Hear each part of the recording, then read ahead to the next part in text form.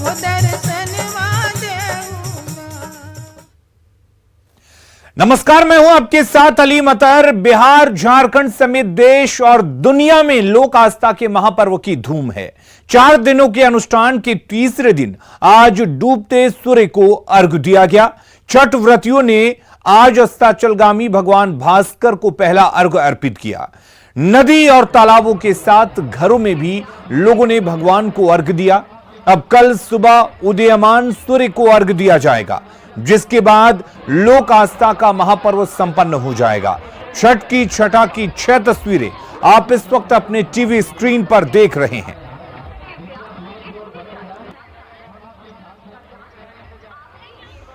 तो इस वक्त आप अपनी टीवी स्क्रीन पर पटना, भागलपुर, नालंदा, बगहा, पूर्णिया, मुजफ्फरपुर की ये 6 तस्वीरें देख रहे हैं और इन तस्वीरों को देखकर आप अंदाजा लगा सकते हैं कि किस तरीके से लोगों में महापर्व छठ की आस्था दिखाई दी, उत्साह दिखाई दिया।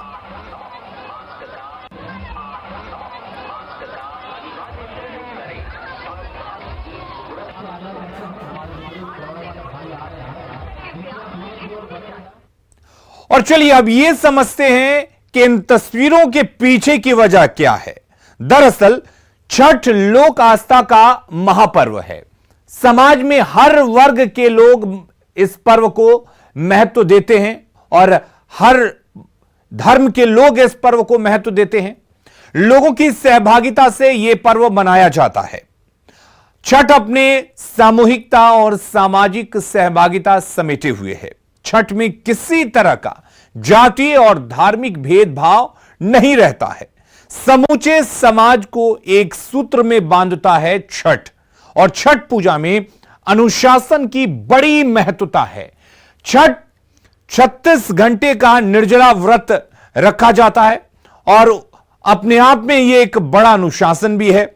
यह पर्व शुद्धता और पवित्रता का एक बड़ा संदेश देता है। छठ में साफ सफाई का विशेष ध्यान रखा जाता है, चाहे वो व्यक्तिगत सफाई हो, घर हो या फिर पूजा घाट। छठ में डूबते और उगते सूर्य को समान भाव से अर्घ्य दिया जाता है। छठ एक प्राकृतिक पर्व है जो प्रकृति से जुड़ा होता है और प्रकृति से प्रेम करना सिखाता है और प्रकृति का महत्व बताता है। और इसीलिए छठ को लोक आस्था का महापर्व कहा जाता है, क्योंकि ये लोगों के आस्था से जुड़ा हुआ होता है। तो पहला अर्घ्य दिया जा चुका है, अब दूसरे अर्घ्य की बारी है और तैयारी भी है। हर कोई लोक आस्था के महापर्व को अपने अपने तरीके से मनाता है। बिहार के कई इलाकों में कोसी भी भरी जाती है। कई परिवार पहले अर्घ्य के बाद घाट पर ही रुक जाते हैं और गंगा की सेवा करते हैं। पटना के कॉलेज घाट पर एक ऐसे ही परिवार के बीच पहुंची संवाददाता रितु रोहिणी, जिन्होंने छठ की महिमा को लेकर व्रतियों से बात की। समर्पण और आस्था के महापर्व छठ के आज तीसरे दिन की संध्या अर्घ के साथ समापन हो चुका है।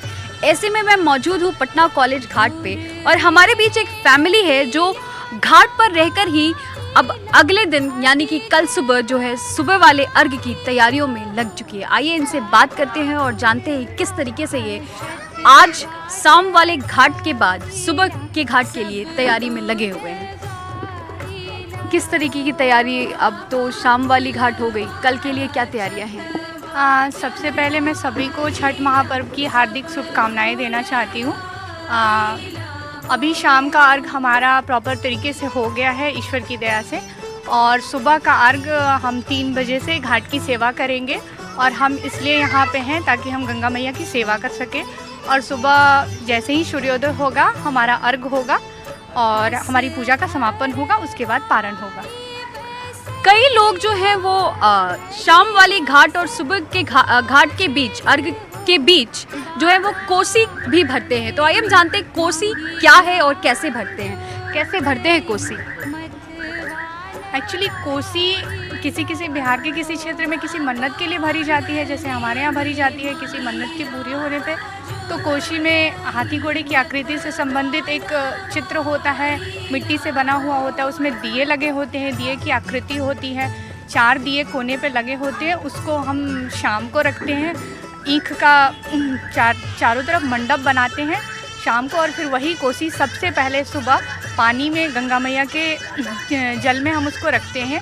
ईख के चारों तरफ मंडप बना के उसको अपनी चांदनी से बांधते हैं और उसमें दिया जलाते हैं और अर्घ देने समय उसकी पूजन करते हैं। छठ व्रती भी है, तो हम उनसे पूछते हैं कि कैसे 36 घंटे का ये व्रत कर लेती हैं। 36 घंटे का ये निर्जला व्रत कैसे कर लेती हैं?